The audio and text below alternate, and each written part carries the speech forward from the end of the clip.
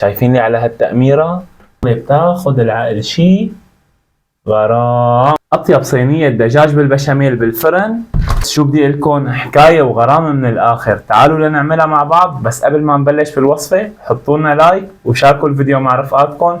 أنا تيم، إذا أول مرة بتشوفوني فوتوا على صفحتي بتشوفوا شغلات كتير رح تحبوها. بتجيبوا كيلو صدور دجاج يكون شغل أكابر له، وتعالوا لنقطعه مع بعض. بناخد نص الصدر حبايب القلب بهذا الشكل وبنقطعه بالنص هيك. بدي أقطعه لمربعات وبس هيك. بنسمي بالله وبنجيب المقلاية السحرية تبعنا، بتنزلوا لي فيها على الغاز وبتلحقوا لي اياها على السريع بفنجان صغير زيت. وبس حميت عنا المقلاية مزبوط بننزل عليها بصدور الدجاج يلي قطعناهم.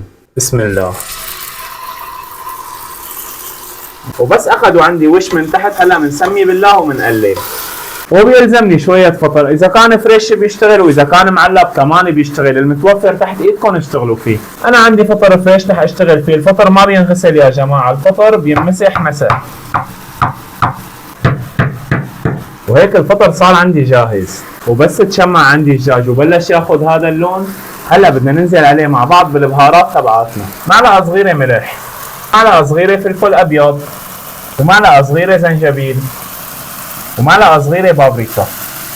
وهلا حبايب القلب بنزل فوقهم بالفطرات يلي قطعناهم. الفطرة الفريش طبعا هلا بكش معي انا، يعني ما بتم نفس الكمية هي تشوفوها كتار، بس هي بدها الاكلة شوية فطر زيادة، وبيلزمني شوية ذرة محترمين، يعني كمية منيحة بنزل فيهم بالمقلاية. وهلا بنسمي بالله وبنقلب هالمكونات هيك مع بعضها. وهلا استوى الذهب معنا حبايب القلب وصارت امورنا باللوز. بنطفي عليهم الغاز وبنشيلهم على جنب. بنجيب الطنجرة تبعنا لنبلش بالمرحلة الثانية سريع سريع. بنحط طنجرتنا على الغاز وبننزل عليها سريع سريع ب4 معالق كبار زبدة. وبس دابت الزبدة عندي تماما حبايب القلب بنزل عليها ب4 معالق طحين. وانا عم حرك بهذا الشكل 4 معالق طحين كبار. رح تشبك معنا الزبدة والطحين حبايب القلب بهذا الشكل هيك. بدي اقلبهم دقيقة واحدة بهذا الشكل. يلزمني لتر حليب حبايب القلب، بس بدي انزل فيه بالتدريج وانا عم حرك بهذا الشكل هيك، يعني ما بنزل فيه دفعة واحدة. وهلا بضل عم حرك بهي الطريقة حبايب القلب هيك لاخذ القوام يلي انا بدي اياه.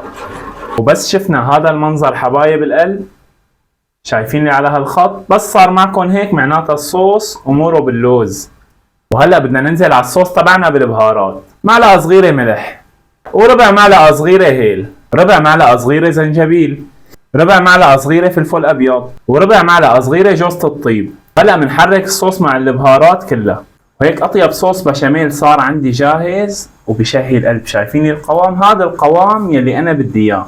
صوص البشاميل تحديدا ما بصير نكتر عليه بهارات وما بصير نزود له بهارات غامقة كتير. ليش؟ مشان ما يصبغ بلون البهارات اللي عم نحطها. وهلا بنجيب صينية الفرن تبعنا لنباشر مع بعض باللمسات الأخيرة. بيلزمني خبز الصاج بيشتغل، الخبز السوري بيشتغل، أي نوع خبز متوفر تحت إيدكم يكون بيمد بالصينية بهذا الشكل.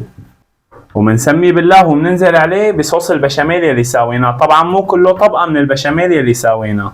وبنفرد البشاميل حبايب القلب بهذا الشكل هيك على الصينية كلها. بنجيب المقلاية تبعنا وبننزل فيها هيك. هلا بنسمي بالله وبنفردهم على الصينية بشكل متساوي تقريبا.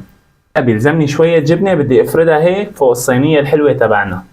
اي نوع جبنة حبايب القلب بيشتغل معكم، يعني ما في ضرورة تجيبوا جبنة اشقوان حصرا، اي نوع جبنة بيشتغل. هلا بدنا نقفل الصينية تبعنا. هلا بنزل حبايب القلب فوق هدول الرغيفين هيك على الاطراف بشوية بشاميل لحتى سكر ويلزق معي الخبز. بنسمي بالله وبنسكرها بهذا الشكل، ولا اسهل من هيك. بنسكرها من كل الاطراف. وهلا بنزل بكمالة صوص البشاميل يلي ضل عندي. نفرد الصوص حبايب القلب فوق الصينية كلياتها. ننزل عليها بشوية جبنة وهي بتكون اللمسة الأخيرة.